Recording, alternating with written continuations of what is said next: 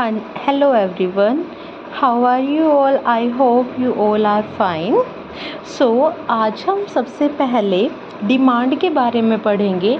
Demand, जब भी हम माइक्रो इकोनॉमिक्स की स्टडी करते हैं तो डिमांड उसका सबसे बेसिक कॉन्सेप्ट होता है, क्योंकि डिमांड के बाद ही हम elasticity of demand and many more topics की स्टडी करते हैं। तो डिमांड क्या होती है, इनसे क्वेश्चंस नहीं आते एनटीए के एग्ज़ाम में, बट हमें स्टार्टिंग करने के लिए डिमांड का मीनिंग पता होना ज़रूरी है। बिकॉज इलास्टिसिटी ऑफ डिमांड जो हमारा एनटीए का मोस्ट फेवरेट टॉपिक है, उसको समझने से पहले हमें डिमांड का मीनिंग समझना होगा। दैट्स वाई हम सबसे पहले किसका मीनिंग समझेंगे, डिमांड का।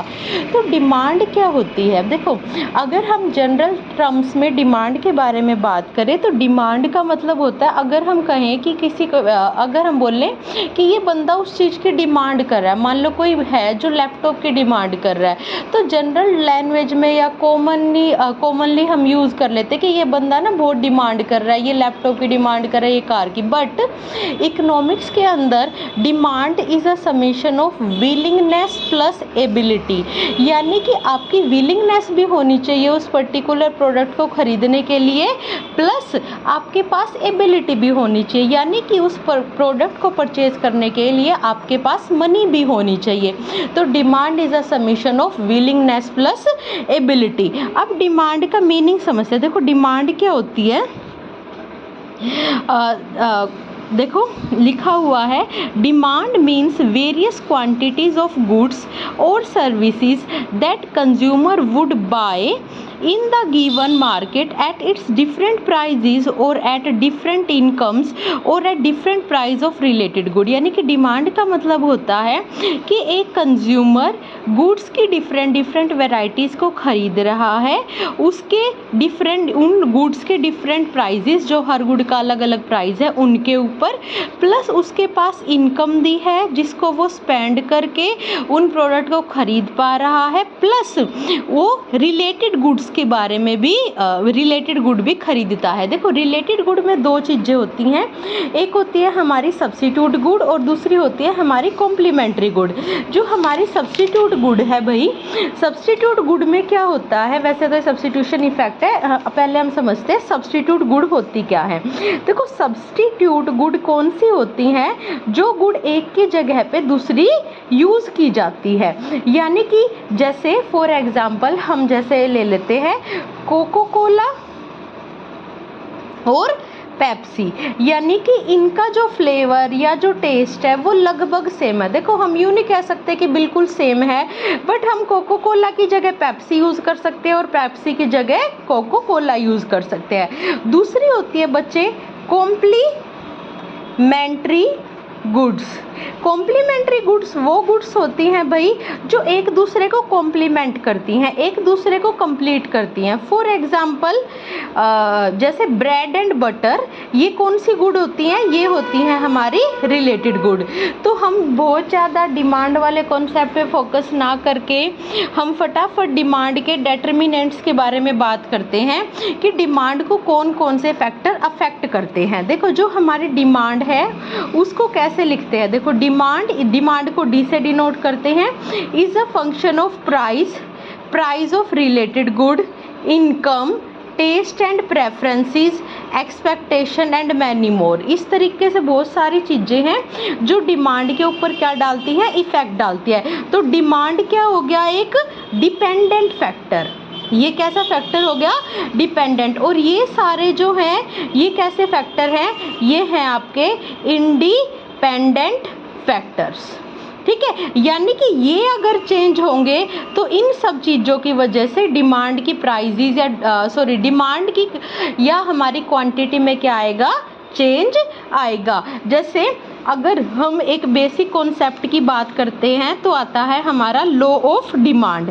लॉ ऑफ डिमांड का मतलब होता है बच्चे कि प्राइस बढ़ने की वजह से क्वांटिटी रिड्यूस हो जाती है और प्राइस डिक्रीज होने की वजह से क्वांटिटी इंक्रीज हो जाती है। और इसके साथ हम एक वर्ड जोड़ते हैं, other things remaining the same, यानी कि अन्य बातें समान रहने पर हमारा प्राइस और क्वांटिटी के बीच में कैसा रिलेशनशिप पाया जाता है, प्राइस और क्वांटिटी के बीच में इनवर्स रिलेशनशिप पाया जाता है, यानी कि प्राइस बढ़ता है तो क्वांटिटी कम हो जाती है और प्राइस कम होता है तो क्वांटिटी बढ़ जाती है। ये लॉ ऑफ डिमांड है जो बहुत बेसिक कॉन्सेप्ट है हमारे इकोनॉमिक्स का, या हम कहें तो माइक्रो इकोनॉमिक्स का। अब इन सब चीज़ों के अलावा जो हमारे डिमांड के increase in demand, decrease in demand, बहुत सारे और भी काफ़ी टॉपिक्स हैं, उनकी वीडियो मैं नेक्स्ट वीडियो में डाल लूँगी। बाकी आज जो बहुत इंपॉर्टेंट टॉपिक है इलास्टिसिटी ऑफ डिमांड, उसके बारे में हम डिस्कस करते हैं, बिकॉज एनटीए के अंदर इलास्टिसिटी ऑफ डिमांड से क्वेश्चन आता ही आता है। जो इलास्टिसिटी ऑफ डिमांड है बच्चे, उसका क्या मतलब होता है? देखो इलास्टिसिटी, देखो डिमांड क्या बता रहा है हमें, डिमांड बता रहा है कि प्राइस इंक्रीज हो रहा है तो क्वांटिटी रिड्यूस हो रही है, और प्राइस रिड्यूस हो रहा है तो क्वांटिटी इंक्रीज हो रही है। यानी कि लॉ ऑफ डिमांड हमें क्या बताता है, लॉ ऑफ डिमांड हमें डायरेक्शंस के बारे में बताता है। बट इलास्टिसिटी ऑफ डिमांड किसका जवाब देता है बच्चे? इलास्टिसिटी ऑफ डिमांड हमारा हाउ मच का जवाब देता है। यानी कि प्राइस में अगर 1% का चेंज आया है तो क्वांटिटी में कितने % का चेंज आया होगा। प्राइस अगर 10% से रिड्यूस हुआ है तो क्वांटिटी कितने % से इंक्रीज होगी। इसका जो आंसर है वो हमें कहाँ से मिलता है? वो हमने इलास्टिसिटी ऑफ डिमांड से मिलता है। यानी कि इलास्टिसिटी ऑफ डिमांड का मीनिंग समझिए। पहले तो हम इसको ई और डी से डिनोट करते हैं। इस तरीके से हम इलास्टिसिटी ऑफ डिमांड के बारे में बात करते हैं। और इलास्टिसिटी ऑफ डिमांड का मीनिंग क्या होता है बच्चे? देखो इसमें देखते हैं, देखो लिख रखा है the degree of responsiveness of demand to the change in these variables. In these variable कौन कौन से हैं बच्चे? जो हमने ये नहीं लिखे थे, price, price of related good, income, taste, expectation, इनमें चेंज होने की वजह से हमारी डिमांड में कितना चेंज आया।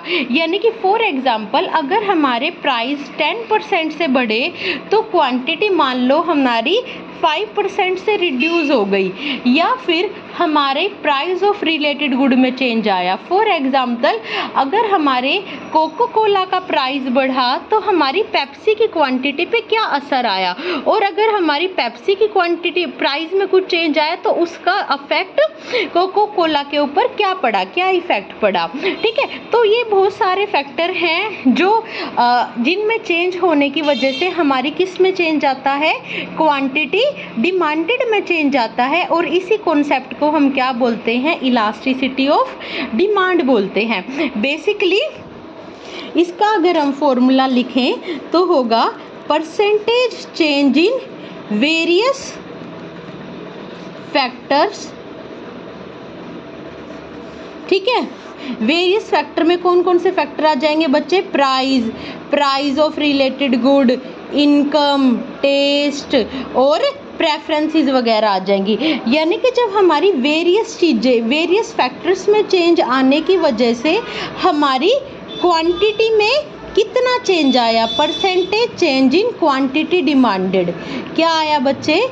Percentage change in quantity demanded और divided by percentage change in price, price of related good, income, taste and preferences, expectation. इनमें चेंज आने की वजह से क्वांटिटी में कितने % का चेंज आया, इसको हम कैसे क्या पढ़ते हैं, ये है हमारा मीनिंग इलास्टिसिटी ऑफ डिमांड का।